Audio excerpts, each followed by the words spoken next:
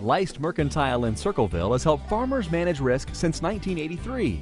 From crop insurance and ag and financial futures trading to property and casualty insurance, Leist Mercantile will help you minimize risks to your farming operation. To learn more, go to leistmercantile.com. At the 2011 Commodity Classic, Dr. Carl Zuzlauf was one of the guest speakers. He, of course, from Ohio State University and one of the authors of the ACRE program. He had a Q&A after one of his sessions talking about some of the benefits of ACRE and some of the changes that may have to be made.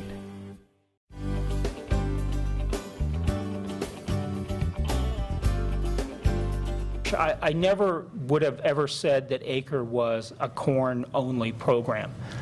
And the reason that I say that is pure statistics, pure math. If you believe that a 5-year moving average has validity, and every statistical analysis that I've ever seen is it's as good as anything else, then if you're using it across all crops, then all crops should have an equal opportunity of receiving a payment.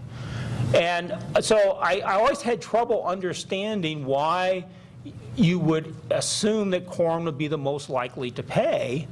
I assumed that it was because corn growers were the organization that spoke mostly to ACRE, and there would be a presumption that they would potentially have the most to gain because of that. But mathematically, statistically, the program is neutral. It's does your revenue this year fall below a 5-year moving average at the state level? There's nothing that says subscripted corn. There's nothing that says subscripted wheat. There's nothing that says subscripted sorghum there. It's a statistical formula.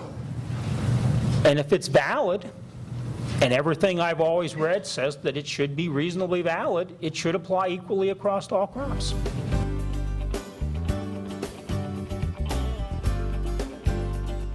What I would note is that, and I've noted this with other producers, that these are the kind of I'll call them stories, experiences, if that's the term you wish to use, that we need to hear.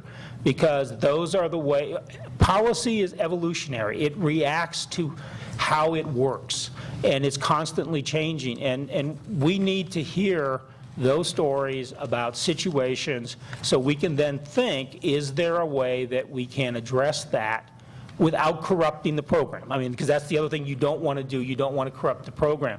But I've sat with many phone calls with producers, and I've always said, I really thank you for telling me this because I appreciate knowing it, and we'll think about ways to deal with it. So I really encourage people to let the policymakers know of their experiences because they form a framework.